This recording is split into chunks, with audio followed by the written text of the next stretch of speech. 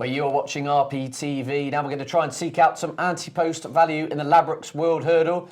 We're meant to do so, Nick Watts and Graham Rodway. Great to see you then, gentlemen. Now, this is the post-big bucks era, if you like. It's thrown it as potentially the most wide-open World Hurdle in many a year. Now, Rev de Civola, Oscar Whiskey, probably the most two relevant horses at the moment, given their ding-dong battle in the Cleve Hurdle recently. Between the two then, Nick, I mean, how do you sum them up? A, is this the right race for Oscar Whiskey? And B, do you think Rev de Civola has the class to win a Grade 1 at Cheltenham at the festival? To be honest with you, we should be coming on here and giving cast iron opinions, but I've looked at that race so often and I still can't make up my mind whether Oscar Whiskey stays or not, or what his best trip is. I'm flummoxed by it, to be honest with you. It looked on the face of it as though he did stay, just not quite as well as Rev de Civola, who we know is a very, very strong stayer. But Barry Geraghty said during the race that he never felt right, which I can't quite understand, because to me it looks as though he travelled fine, was brought there to, with a chance at the last hurdle and just couldn't quite get past Rev de Civola. Now, if you take Barry Geraghty's comments at face value, then on better ground you'd expect Oscar Whiskey to reverse that form, because it would be slightly less emphasis on stamina, a bit more emphasis on speed, which we know he has plenty of. And Nicky Henson afterwards said, Oscar Whiskey, you can't say that he didn't stay, and you can't. But I don't know, it's just confusing, it's baffling to me. And Rev de Civola is like, he had all the aces on his side on Saturday, because it was, obviously a real stayers race, testing conditions, and he was coming into the race in great form, having sluiced home in the long walk at Ascot. So I thought he might have done it slightly easier than he did do it. So that race completely baffles me. Move on to G-Rod. He might have a better opinion than me on that. I'll sum it up for you, right? I'll sum it up for you and see what you think. Yeah. It's very simple what happened on Saturday. Oscar Whiskey is a far, far, far better horse than Rev de Civola. There's absolutely no doubt. But Oscar Whiskey doesn't stay 3 miles. But he's so classy and he's such a better horse than Rev de Civola that he was still able to get so close to him without even really truly staying the trip. And the question is, come World Hurdle Day, is if it comes up better ground, will Oscar Whiskey be so much better than anything else in the race on better ground that his class might get him home to win the World Hurdle, even though he doesn't really stay the trip? I think that's exactly what the possibility might happen. And if you fancy Rev de Civola, you've got to be getting your prayer mat out for soft ground. There's a guy on Twitter was saying that Rev de Civola acts on better ground. He has got a good record on good ground. When he was younger, but all of his best form now is on really testing ground. He has a habit of getting himself out of his ground and then staying on really strongly. He's been better at that recently, but the only reason he hasn't been getting out of his ground is, I think, because there's testing ground. They're not going quite so fast, so he's able to lay up with them. I can't see any way that Rev de Civola will win the race on better ground. If it comes up heavy, it'd be difficult to beat. Okay, well, so no one's really convinced by it's the top of the market. I think that's fair to say. Q-Vega, obviously a classy mare, but very unlikely to run, according to Willie Mullins. Monksland, now this is a bit of an interesting one.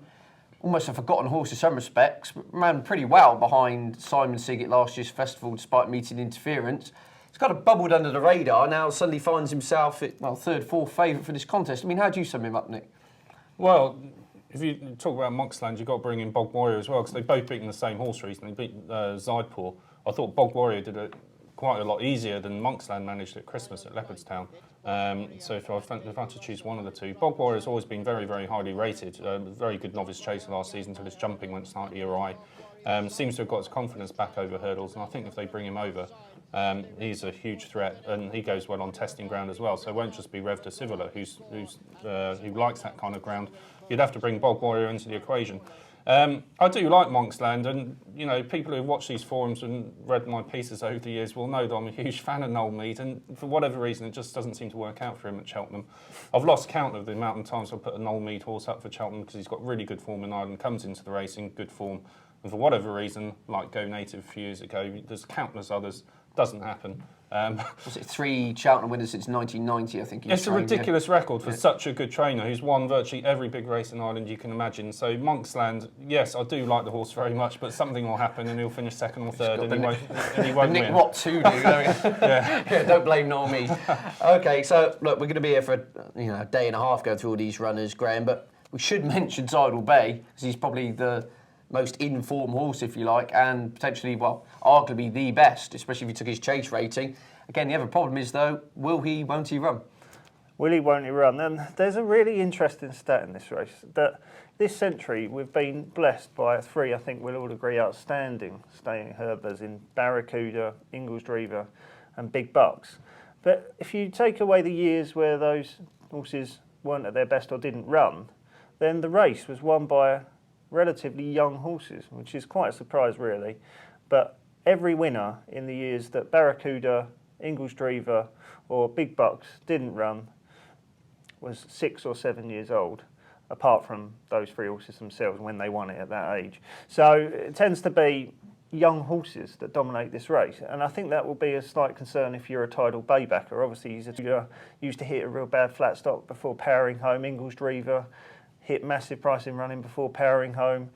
Ansem, similar horses. Dower stayers. Absolute Dower stayers. And there's a bunch of horses in this race Well, that Oscar Whiskey aren't Dower stayers. Oscar Whiskey, Corvega. Yeah, I know Corvega's won on over 3 miles, but she's a class horse who's better over shorter. I can't see she would win this race. Bog Warrior. I can't have Bog Warrior. He won't stay. He travels okay. He travels like a class horse, but his best form, albeit I know he beat Zaidpour over 3 miles last time, but he won't stay. Truly run 3 miles up the stiff hill at Cheltenham.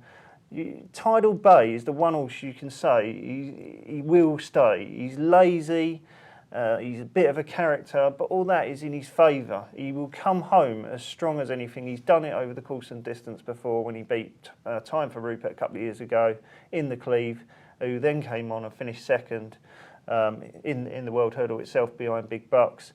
Tidal Bay sure to run well, but I can just see... Will he run?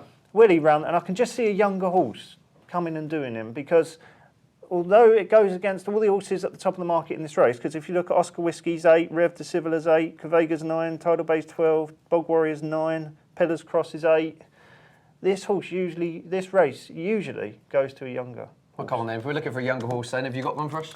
Wonderful Charm Right. is the one that Paul I think Nicholls, yeah. is a potential warrior. We haven't seen it yet because We're going to have to get these T-shirts made, I think. because it's only run once over hurdles in England for Paul Nicholls, and was quite likely raced in France.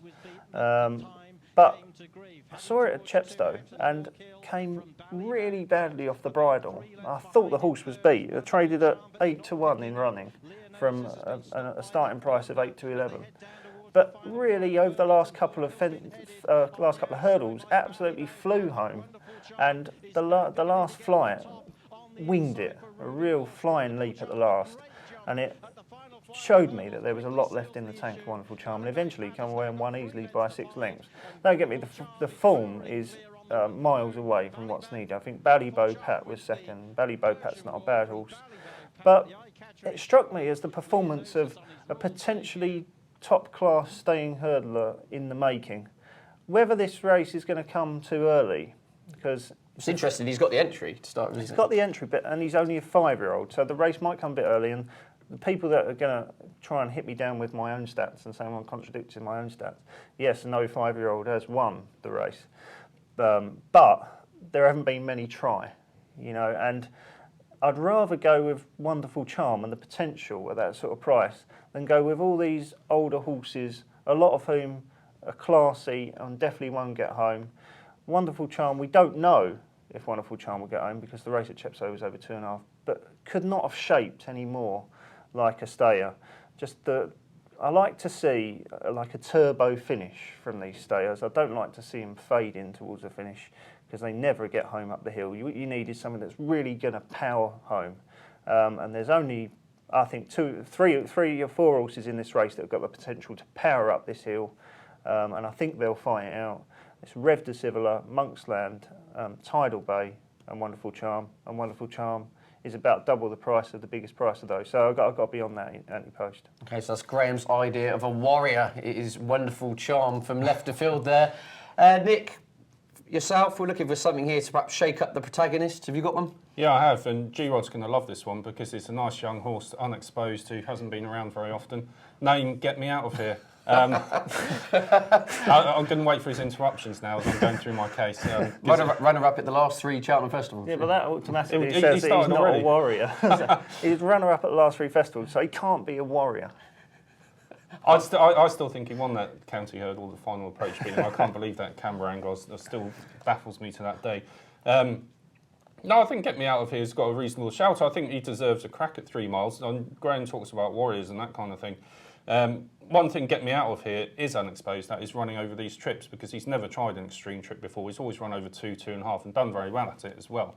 As we know, he's got a very good career record, and every time he looks as though he's hitting a lull, for whatever reason, they seem to be able to get him back for the Cheltenham Festival, because he's run 3 absolute stormers there. I mean, you can say he's 0 from 3, but look at it the other way. He's only just got touched off in the Supreme. Like I said, the county hurdle, I don't know how he lost that. And then a really good run last season, again in the Coral Cup under a huge weight, beaten by Son of Flicker. Staying on. Yeah, it was just a race after that. Fairy House interested me with him for this race. It was a Grade 2, and he beat a horse called Tofino Bay, trained by Desi Hughes. It's a very strong stayer. Good novice chaser this season, won the Troy Town, and I think he won a Grade 2 last time over 3 miles. And I watched that race closely, and Get Me Out of Here actually travelled well, but took quite a long time to master Tofino Bay up the home straight. But then once he got past him, he was really, really strong to the line. That was over 2.5, and he was finishing so strongly. Took a while for him to pull up after the finish. Looked for all the world as though a longer trip would suit him. Now, I don't want to get bogged down in breeding, because that's not this, this tipping for him, but I have had a look through his breeding to try and give me clues as to whether he will stay the trip. And lo and behold, he's very, very closely related to a horse called Harbour Pilot, who's 3rd in the Gold Cup for Noel Need, and very, very good staying horse. And so I don't think there's any reason why he shouldn't stay 3 miles and shouldn't be given a go at this. I'd rather than see him having a go at this kind of race, and we'll find out if he is good enough or not, rather than lumping massive weights around in something like the Coral Cup and finishing 3rd or 4th. I think he could be the fly in the ointment. He's proven time and again that whatever he's done during the season, you can, to a degree, ignore that, because they do seem to be able to, for whatever reason, to get him right for the Cheltenham Festival. That coincide with good ground. Yes, he's got very good form in the spring. As we saw last season, he went to Cheltenham, finished 2nd, then he went to Fairy House, picked up a Grade 2. And I think he's a very, very classy horse when he's on his game and when he's at his peak. So I'm not quite sure if he's a warrior yet, because he hasn't been given the chance to show if he's a warrior or not. But I've got a feeling that 3 miles, when you can just loiter around the back and just mind his own business for half the race and then just be put into it quietly, has got a good turn of foot, because obviously he's been running over much shorter trips against some very classy horses in the past. I think if he stays the trip, 20 to 1 is a big price for him to be trading at the moment. He's as short as 12 to 1 with Ladbrokes, which is interesting. He's as big as 20 to 1 with some other firms. There's quite a discrepancy about what the bookies think of his chances. But I would like to just see him have a crack at this. It might not come off, but he's 9 years old. He's not going to lose anything. He's had a fantastic career. I'd rather see him do that than lump a big weight in the Coral Cup again and finish 3rd or 4th. Give him a go. I think he could surprise a few people. Yeah, no, very even interesting. Graham. He might even surprise Graham. It's very interesting stuff. Well, before we go, I'm just going to throw in, not much of a long shot, but it's around the, 10, 12, was 12 to 1. Pedlar's Cross, Graham. I suppose there's an element of doubt whether he will run, but for me, he's the only race he can run at the festival, given the fact same connections, same trainer has Cinders and Ashes for the champion. Now, if you rewind Pedlar's Cross's novice hurdle campaign, when he won the Neptune, he beat Rev de Civila and he beat Rite of Passage, who were 2 dour stayers. Now, my argument is 3 years ago, it was his stamina which was getting him home. Okay, he wasn't beaten far by Hurricane Fly in the champion hurdle, but for me, he's just crying out for a crack at a staying trip. And I think if he lines up in the race, I mean, he's arguably on official ratings anyway, in the top 2 that will go to post. Well, he doesn't come into my category, really. He's just quite more of a speed horse than a stayer, I would say. He travels quite well, travelled quite nicely on his return at Kempton. But again, I thought it was ultimately a bit disappointing that he didn't go and win the race. He was done by Sam Winner, who is actually a really, really interesting horse for the Pertemps final, because Sam Winner has got this turbo kick-in finish that I'm sure will see him to best effect over 3 miles. I don't think Pedlar's Cross has got that turbo finish that I'm looking for in a top-class stayer. And he went backwards over fences last season. It's a bit of a retrieval mission this year. He hasn't been tested over 3 miles. My argument was it was his stamina that won him the 2.5 mile festival race 3 years ago by going away. Yeah, possibly. Beating proven stayers. But if he turned up in that sort of form, he'd definitely be there or thereabouts. But last season, he lost his way. Wasn't massively impressed with him first time out at Kempton. Too much of a risk for you. Massive risk. Don't think he's got the turbo finish, and he's too short a price as well because he's got a huge reputation and always has. Okay, so he's not on the warrior list for Graham, but I'm going to stick with Pedlar's Cross. And Graham's going Wonderful Charm, the unexposed French import. And Nick, well, we're all celebrities, so let's get him out of here. He'll be hoping for JP McManus and AP to fly that one up the hill. So thanks for watching, it's been great fun, and see you all again soon.